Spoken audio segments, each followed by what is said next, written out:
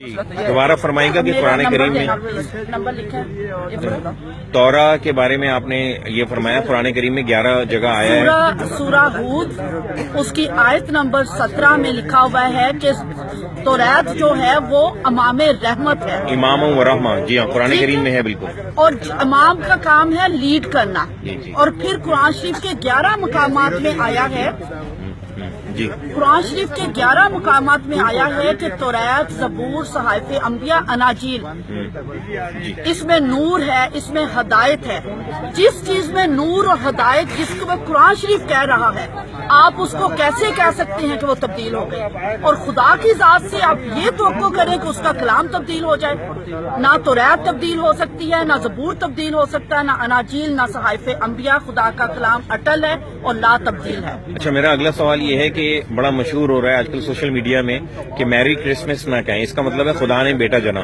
जबकि डिक्शनरी में इसकी मीनिंग जो है वो ये नहीं है। इसका मतलब ये है कि ईसा की विलादत मुबारक हो। तो आप मैरी क्रिसमस के क्या मीनिंग्स लेती हैं? मैरी का मतलब होता है खुशी। खुशी, ओके। ठीक है, क्रिसमस है जीसस की पैदाइश की खुशी।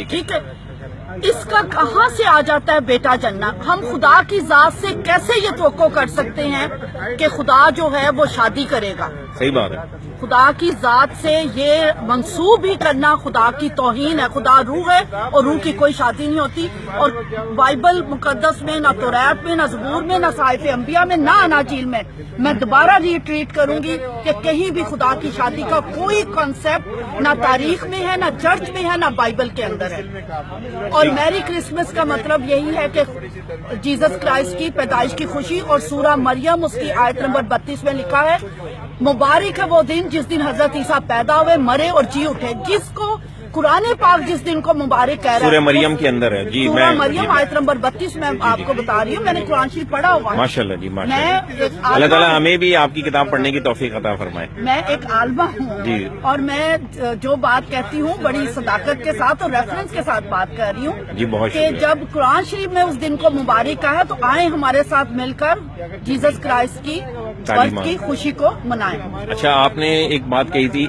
आले इब्राहिम के हवाले से, दुरूद शरीफ हम नमाज में पढ़ते हैं, नमाज के जो हमारी नमाज मुकम्मल नहीं होती जब तक हम दुरूद शरीफ ना पढ़ें। तो आपने दुरूद शरीफ से मुताल्लिक एक बात कही थी कि हम हज़रत इब्राहिम और उसकी आल पर दुरूद पढ़ते हैं, तो वो बात जरा दोबारा फरमाएं।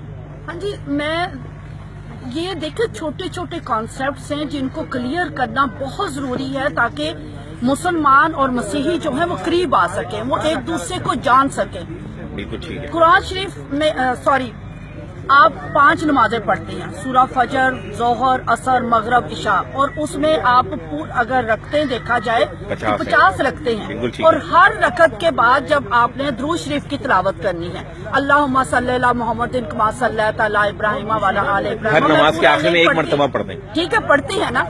इसका मतलब 50 बार आप दुरूद शरीफ पढ़ रहे हैं। उसका पहला हिस्सा है कि हुजूर के पर और हुजूर की नस्ल पर सलाम। नहीं, पहला हिस्सा है इब्राहिम पर। उसका पहला हिस्सा है कि हजरत इब्राहिम पर और उनकी नस्ल पर बरकत हो। और दूसरा हिस्सा है कि हुजूर पर और उनकी नस्ल पर बरकत हो। और हजरत इब्राहिम की नस्ल कौन है? हम हैं और यहूदी हैं, यहूदी और नसरानी। आप नमाज में बरकत दे रहे हैं, दिन में 50 बार आप हमें भी बरकत दे रहे हैं, आप यहूदियों को भी बरकत दे रहे हैं। सही है। लेकिन जैसे नमाज खत्म होती है, खुतबे में क्या होता है? यहूदियों पर लानत, और जमात कह देगी आमीन। आप बताएं कि आप नमाज में उन्हें बरकत दे रहे हैं। रब्बे पाक ने बरकत देने का हुक्म दिया और तौरात में लिखा हुआ है, हजरत इब्राहिम ने खुद फरमाया, खुदाए कुदूस ने फरमाया कि जो तुझे मुबारक कहेगा और तेरी नस्ल को मुबारक कहेगा मैं उसे बरकत दूंगा। आप नमाज में बरकत दे रही हैं तो प्लीज अल्फाज से भी उन्हें बरकत। अच्छा, आपका कोई फेसबुक है जिसमें आपको ऐड कर सकें, लोग फॉलो कर सकें आपकी चीजों को पढ़ने के लिए और जानने के लिए? फेसबुक में मैं नहीं ऐसी चीजें लिखती, लेकिन मेरे प्रोग्राम्स जरूर आते हैं, मेरे और मेरे हस्बैंड के। मैं ऑर्डेन्ड पास्टर हूँ। ठीक है। और ये क्या होता है? जैसे आपके मौलवी साहब होते हैं, आलमा, मैं आलमा हूँ। अच्छा, ऑर्डेन्ड आलमा हूँ। 4 साल का कोर्स होता है? हाँ जी, 4 साल। हमारे यहाँ भी मौलवी औरतों का 4 साल का ही होता है। मैंने भी 4 साल का आलमा का कोर्स किया हुआ है और कुरान शरीफ को भी बखूबी पढ़ा हुआ है। तो आप हमें ये मैसेज ये कहेंगी कि हमें जैसे कुरान करीम समझ के पढ़ना चाहिए, तो हमें ये इंजील भी समझ के पढ़नी चाहिए? मैं कहूँगी कि आपको तौरात, क्योंकि आपका कुरान शरीफ कह रहा है कि वो इमाम रहमत है, बिल्कुल ठीक है। और जिस चीज को कुरान शरीफ इमाम कह रहा है उसको आपको जानने की जरूरत है।